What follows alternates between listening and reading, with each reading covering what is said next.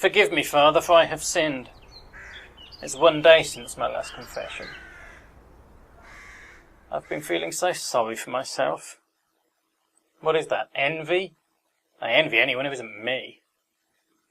I envy anyone who's still got a mum. I've lost my mum and I've lost Elizabeth. There's no one in my life now. Last night I went and stood on my street corner waiting to be picked up for bum sex, just like every other night. Except now I didn't really have a reason. But there's no reason to do anything now. That's why I went anyway, I think. I've not got much, but at least I've got a routine.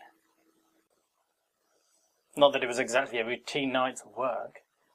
I was standing on my corner, and a car pulled in, so I walked over and he ran down the window. Out pops his head. It was that guy, Graham, the one who had his mate hidden in the cupboard filming. I couldn't believe he had the nerve to show his face. I was all, what the hell are you doing here?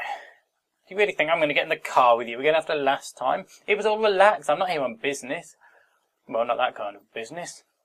I just want to chat. Meet me in the McDonald's on the high street in 15 minutes. I was all, fuck off. Sorry, Father, naff off. I'm working here. And even if I wasn't, you're at the top of my list of people I don't want to share a Big Mac with. He just laughed and said, he'll be there. And that was it. He drove off. Except, as he pulled away, he shouted over his shoulder, see you in Mackie D's, David Grange. My name. He knew my name. That means he knows who I am, and that means other people might know who I am. All those very dangerous men I borrowed money from, when any expense seemed worth paying if it got me a little bit closer to Elizabeth. I pissed away so much money. At one point I was subscribed to magazines meant for security experts, just so I could keep up with the latest surveillance equipment. I was obsessed. If a new device came out for secretly filming someone or bugging their home, I had to have it. I'd spent thousands on that kind of thing without a thought. I didn't consider where the money was coming from. That didn't seem important. Hence, my many creditors.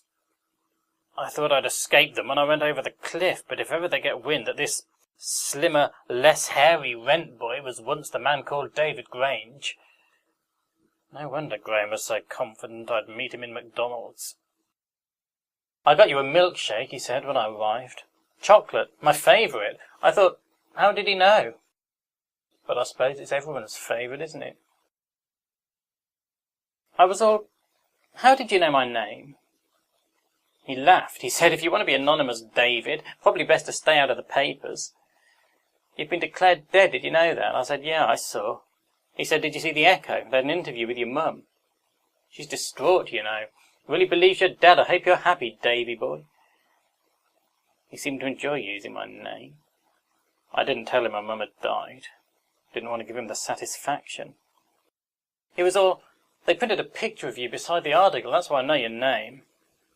You should have kept the beard, you know, it suited you. Still, I can see why I had to go. Heaven forbid anyone recognise you, eh?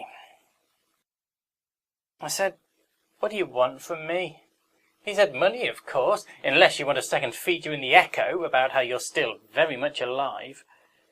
I've got to hand it to you, Davy boy. This is quite a coup you've pulled off, faking your own death so you can start a second glamorous life doing dirty old men up the arse in squalid bedsits for cash in hand. Who wouldn't throw their life away for a magnificent opportunity like that?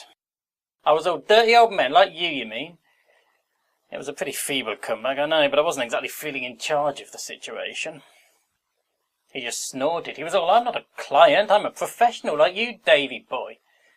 That little film we were trying to make before you rudely assaulted my cameraman with a video player. We've done a whole series, sold like hotcakes on the internet, believe me. I said, if you're doing so well selling pornos, why do you need to blackmail me? I haven't got any money, that's half the reason I jumped off the cliff. I thought, please don't ask what the other half is. I really didn't feel like going into that. But he said, that's what it was all about, is it? That'll make a very nice little detail when we sell that story to the Echo. Now, the reason I've decided to augment my very considerable income with a spot of blackmail is I figure you're pretty desperate to keep this a secret, and I reckon that means I can name my price. So how about we say you meet me back here this time next week with £250,000 in a suitcase, or I inform the press that your death has been greatly exaggerated." I was all, "Are you kidding? I haven't got £250,000. I haven't even got a suitcase." He said, "That's not really my problem, is it?" I said, because I was feeling kind of desperate, "Look, if this is about the film, I'm sorry I ruined it.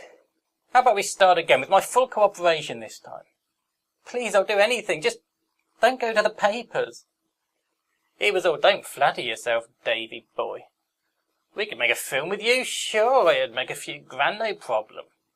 Let's see, would I prefer a few grand or £250,000? If it's all the same with you, I think I'll stick with the £250,000. I said, "Look, this is pointless. Fine, go to the paper. I don't care. What proof have you got?" He was all, "What proof have I got, my dear Davy? In case you've forgotten, we filmed you." And I was all, "In case you've forgotten, I ran off with your camera." But he laughed again. He said, "You know Alan, my cameraman? You met him just before you smashed him over the head with a VCR. He's recovering well, incidentally. Shall I pass on your best wishes?" "No, please yourself. Anyway, Alan is a true professional. Always changes tape midway through a shoot in case of problems. That way you still get some footage, even if the tape snarls up, or someone half-inches your camera. As a matter of fact, he just switched it over before you found him. He says it was in the course of changing the tape that he stumbled against the wall and alerted you to his presence." And I said, "This is bollocks. I don't believe there's a second tape." He was all, "Please yourself, but it would seem foolish for me to tell a lie so easily revealed. You have the second tape, or as you think, the only tape. Watch the footage, see how long it lasts, and then decide for yourself if I'm telling the truth." In the end, I agreed to find the money. It seemed easiest. I won't, of course. Where am I going to find £250,000? But at this point, it hardly matters. I've got a week until he's going to come looking for the cash. Well, that's more than enough time, isn't it? I've made my mind up, Father. I'm going back to the cliff, and I'm going to jump again. I doubt God will save me this time.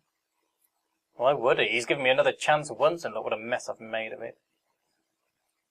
No, don't try to change my mind. I know what I promised my mum, that I'd sort myself out and get back on the right track. She was a dying woman. I said what she wanted to hear. Truth is, it's too late for that. There's no way back from here. So, forgive me, Father, for everything, because this is the last chance you're going to get.